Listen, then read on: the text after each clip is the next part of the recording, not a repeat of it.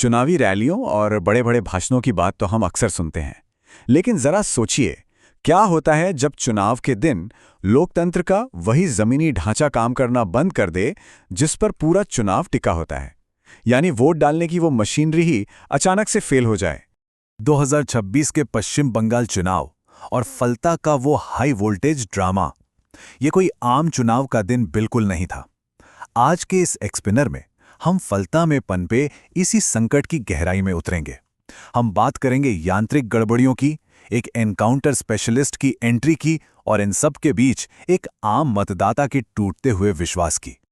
तो आज हम इन चीजों पर नजर डालेंगे। फलता की लड़ाई, डायमंड हार्बर मॉडल, ऑब्जर्वर और उम्मीदवार का टकराव, ईवीएम विवाद और अंत में एक आम वोटर का नजरिया। शुरुआत करते हैं फलता की लड़ाई से, जो हमारे लोकतंत्र की एक बहुत ही अहम तस्वीर पेश करती है। इस पूरे बवाल को समझने के लिए थोड़ा पीछे जाना जरूरी है। अब इस टाइमलाइन पर नजर डालते हैं। 2001 से लेकर अब तक फलता में तृणमूल कांग्रेस यानी टीएमसी का कैसा दबदबा रहा है। सिर्फ 2006 का एक साल छोड़ दें, जहां सीपीआई-एम ने जीत दर्ज की थी, वरना दशकों से ये टीएमसी का एक ऐसा मजबूत किला रहा है जिसे भेदना कभी आसान नहीं रहा। और सच कहें तो यही एक तरफा वर्चस्व 2026 के इस अभूतपूर्व टकराव की असली जड़ है। अब बात करते हैं डायमंड हार्बर मॉडल की। क्या ये कोई रणनीति है या फिर महज दमन का एक तरीका? फलता की स्थिति को पूरी तरह समझने के लिए हमें विपक्ष द्वारा इस्तेमाल किए जाने वाले इस शब्द डायमंड हार्बर मॉडल को समझना होगा। ये इलाका अभिषेक बैनर्जी की लोकसभा सीट के अंतर्गत आता है। विपक्ष का आरोप है कि ये एक ऐसी रणनीति है जहां वोटिंग के दिन विपक्षी दलों के लिए वोटिंग विकल्पों को फिजिकली रोक दिया जाता है या दबा दिया जाता है। बीजेपी का सीधा आरोप है कि टीएमसी इस मॉडल से अपनी जीत पक्की करती है। वहीं जाहिर सी बात है, सत्ताधारी पार्टी इन दावों को पूरी तरह से नकारती है।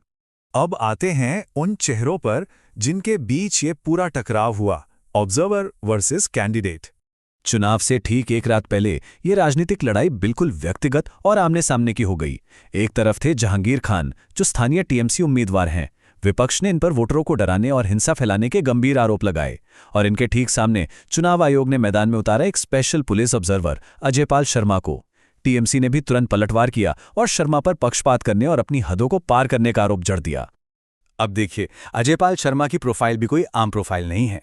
ये 2011 बैच के यूपी कैडर के आईपीएस अफसर हैं। टीवी मीडिया ने तो इन्हें सिंगम और एनकाउंटर स्पेशलिस्ट तक का टैग दे दिया था। और क्यों ना दे, इनके नाम महज 22 महीनों में 136 एनकाउंटर दर्ज हैं। बीजेपी को फलता में शांति के लिए इनकी ये सख्त छवि खूब रास आई। लेकिन टीएमसी ने इनके पुराने रिकॉर्ड्स खंगाल लिए। खासकर 2020 के कथित कैश फॉर पोस्टिंग घोटाले की जांच का हवाला देते हुए इनकी नियुक्ति पर कड़े सवाल उठाए। और फिर मामला तब और भड़क गया जब शर्मा की तरफ से जहांगीर खान के परिवार को सीधे एक खुली चेतावनी दी गई। उन्होंने कहा, अगर ऐसा ही चलता रहा तो हम बहुत सख्ती से पेश आएंगे। बाद में रोते या पछताते हुए मत आना। जरा सोचिए, एक चुनाव पर्यवेक्षक की ऐसी वायरल चेतावनी। इससे इतना बड़ा सियासी तूफान खड़ा हुआ कि चुनाव आयोग को डैमेज कंट्रोल के लिए एक स्थानीय जॉइंट वीडियो का तुरंत ट्रांसफर तक करना पड़ा। चुनाव के दिन आखिर क्या हुआ, चलिए देखते हैं। टेप लगी ईवीएम और रीपोलिंग का ये पूरा विवाद। वोटिंग वाले दिन फोकस नेताओं और वायरल वीडियोस से हटकर सीधे उन मशीनों पर आ गया जो लोकतंत्र की धड़कन है, यानी ईवीएम। आरोप बहुत ही संगीन और हैरान करने वाले थे। बीजेपी ने दावा किया कि फलता के बूथ नंबर 144, 170 और 189 में ईवीएम पर उनके पार्टी सिंबल वाले बटन को सेलो टेप लगाकर जाम कर दिया गया है। मतलब कोई वोट देने जाए और बटन ही काम ना करे। हालात इतने तनावपूर्ण हो गए कि स्थानीय बीजेपी उम्मीदवार देबांशु पांगा ने तुरंत फॉर्मल शिकायत दर्ज कराई और सैकड़ों बूथों पर रीपोलिंग की मांग कर डाली। इस भारी बवाल के बीच पश्चिम बंगाल के मुख्य निर्वाचन अधिकारी को सामने आना पड़ा। उनका बयान बिल्कुल साफ था, अगर किसी भी बटन पर टेप लगाए जाने की रिपोर्ट आती है तो उसे वेरीफाई किया जाएगा, और अगर ये सच निकला तो उन बूथों पर रीपोल होगा। ये एक बहुत ही जरूरी कदम था ताकि ये भरोसा कायम रहे कि किसी भी तरह की छेड़छाड़ से किसी का भी वोट बर्बाद ना हो। लेकिन इन सब के बीच एक आम वोटर क्या सोच रहा था, चलिए इसे समझते हैं।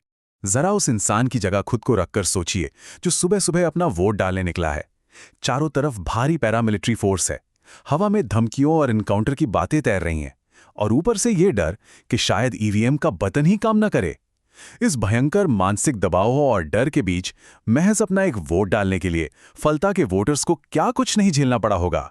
मगर इतना सब होने के बावजूद जो आंकड़ा निकल कर आया वो वाकई कमाल का था। 61.11%। जी हां, डायमंड हार्बर मॉडल के दावों और ईवीएम विवादों के खौफ के बीच भी दोपहर 1 बजे तक ही इतना मतदान हो चुका था। ये कोई छोटी मोटी बात नहीं है। ये दिखाता है कि हालात चाहे जो हों, लोग अपने लोकतांत्रिक अधिकार का इस्तेमाल करने घरों से बाहर जरूर निकले।